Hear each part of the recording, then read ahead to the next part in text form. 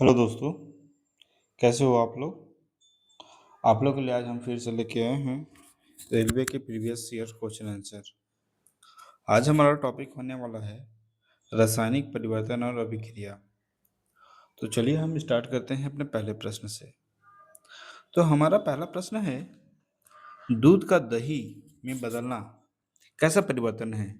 तो दूध का दही में बदलना रासायनिक परिवर्तन कहलाता है। अगला प्रश्न है, लोहे एक मिनट दोस्तों। लोहे पर जंग लगना किसका उदाहरण है? तो लोहे पर जंग लगना ऑक्सीकरण और एक रासायनिक परिवर्तन है। अगला प्रश्न है, मोमबत्ती का जलना कैसा परिवर्तन है? तो मोमबत्ती का जलना यह भौतिक परिवर्तन है, मतलब मोमबत्ती जो पिघलता है वो भौतिक परिवर्तन है। मोमबत्ती का जलना रासायनिक परिवर्तन है। इसलिए मोमबत्ती का जलना दोनों परिवर्तन होता है, भौतिक भी और रासायनिक भी। अगला प्रश्न है, बिना बुझा चूना जब जल से अभिक्रिया करता है तो कौन सी अभिक्रिया होती है? तो वो होता है कॉम्बिनेशन एंड ऊष्मा छिपी अभिक्रिया, संयोजन और ऊष्मा छिपी अभिक्रिया। अगला प्रश्न है, शोषण किस प्रकार की अभिक्रिया है?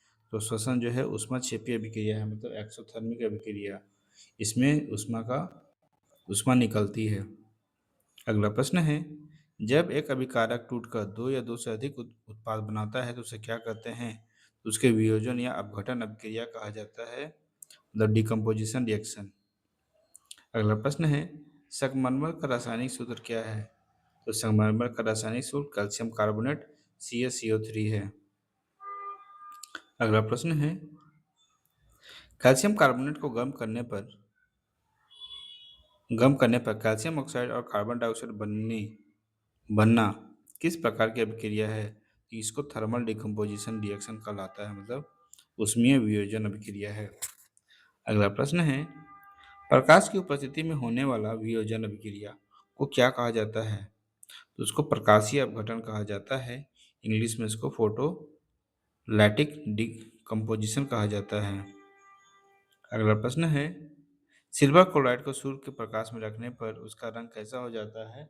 तो सिल्वर क्लोराइड को धूप में रखने पर वो ग्रे कलर का होता है, क्योंकि क्लोरीन उसे उड़ जाता है, बचता सिल्वर, सिल्वर होता है ग्रे कलर का। अगला प्रश्न है, श्वेत स्वयं photography black and white photography में किस यौगिक का प्रयोग होता है? तो सिल्वर ब्रोमाइड का प्रयोग किया जाता है। अगला प्रश्न है, जिन अभिक्रियाओं में ऊर्जा का अवशोषण होता है उन्हें क्या कहते हैं? उन्हें ऊष्माशोषी अभिक्रिया कहा जाता है, मतलब इंडोथर्मिक रिएक्शन कहा जाता है।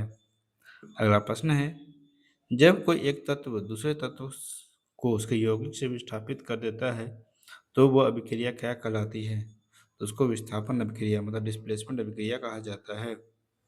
अगला प्रश्न है, जब लोहे की कील को कॉपर सल्फेट के विलयन में डुबाया जाता है तो विलयन का रंग क्यों बदल जाता है?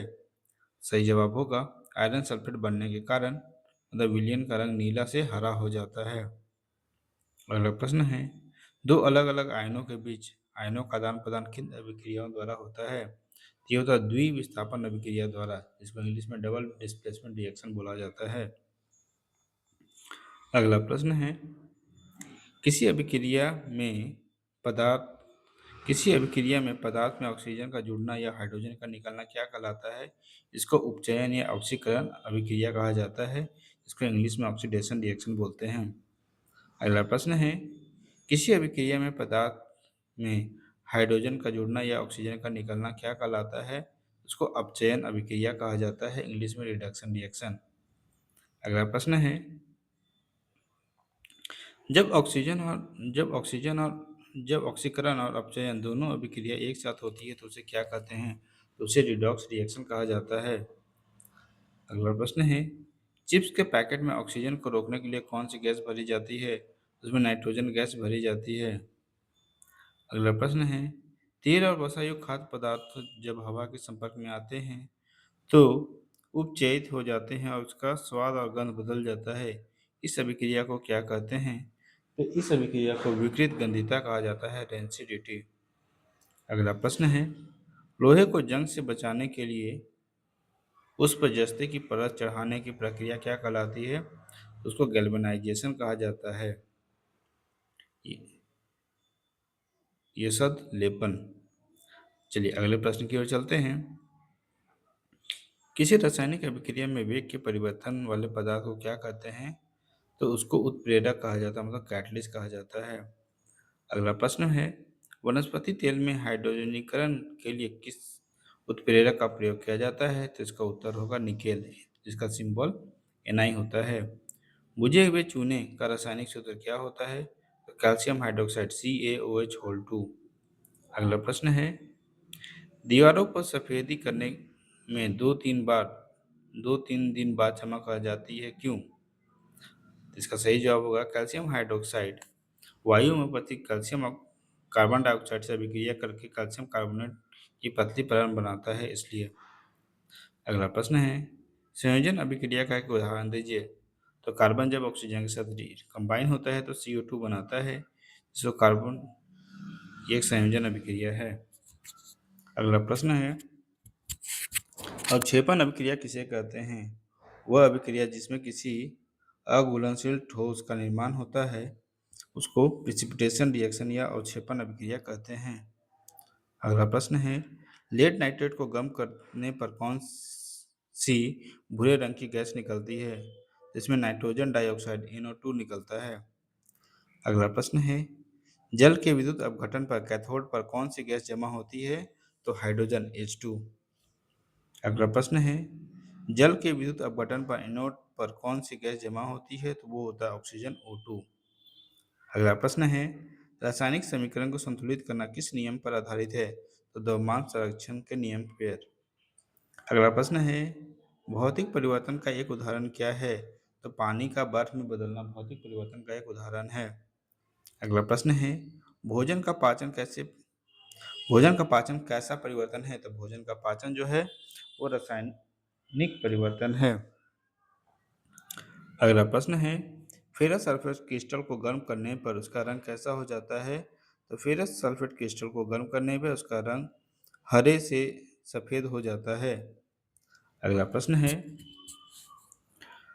प्राकृतिक गैस मीथेन का दहन किस प्रकार की अभिक्रिया है? तो ये एक ऊष्माक्षेपी अभिक्रिया है, मतलब मीथेन को गर्म करने पर ये बहुत अधिक ऊष्मा देती है।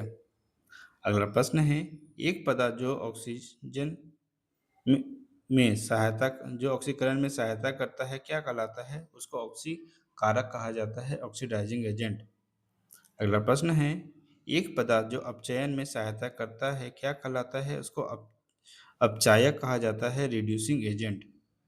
अगला प्रश्न है, कॉपर ऑक्साइड पर हाइड्रोजन गैस प्रवाहित करने पर कॉपर धातु प्राप्त होती है, इस अभिक्रिया में किसका अपचयन हुआ है? तो इसमें कॉपर ऑक्साइड का अपचयन हुआ है। जंग का रासायनिक सूत्र क्या है? तो जंग का रासायनिक सूत्र FeO3 × XH2 है।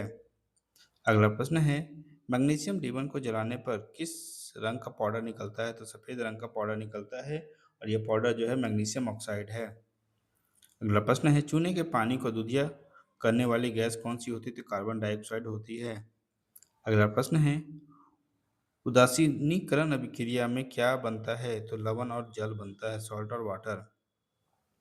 अगला प्रश्न है, अम्ल और क्षार के बीच होने वाली अभिक्रिया क्या कहलाती है? तो उदासीकरण अभिक्रिया कहलाती है। अगला प्रश्न है, एक रासायनिक अभिक्रिया में तीर का सिरा किस ओर अंकित करता है? तो उत्पाद की ओर अंकित करता है। अगला प्रश्न है, जिंक धातु को सल्फ्यूरिक अम्ल से अभिक्रिया करने पर कौन सी गैस निकलती है? तो ये हाइड्रोजन गैस निकलती है। तो चलिए हम लोग अगले प्रश्न की ओर चलते हैं। उस गैस का नाम क्या है जो पॉपअप साउंड के साथ जलती है? तो सही जवाब हो जाएगा हाइड्रोजन। अगला प्रश्न है, रासायनिक अभिक्रिया की दर में कौन सा कारक प्रभावित करता है? तो सही जवाब हो जाएगा ताप, दाब, सांद्रता और उत्प्रेरक। अगला प्रश्न है, तापमान बढ़ने पर अभिक्रिया की दर पर क्या प्रभाव पड़ता है? तो अभिक्रिया की दर भी बढ़ जाती है।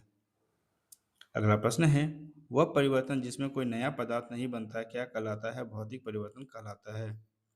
अगला प्रश्न है, वह परिवर्तन जो अस्थायी होता है और जिसे आसानी से उल्टा नहीं किया जा सकता क्या कहलाता है? तो रासायनिक परिवर्तन कहा जाता है। आज के लिए इतना ही दोस्तों। बाकी वीडियो अगर अच्छा लगा हो तो लाइक एंड सब्सक्राइब जरूर करें और और बेल आइकन को जरूर प्रेस कर दें, ताकि हमारा अगला वीडियो जब भी आए रेलवे का प्रीवियस ईयर क्वेश्चन आंसर का सीरीज, तो आप नोटिफिकेशन सबसे पहले आपको मिले। Thank you.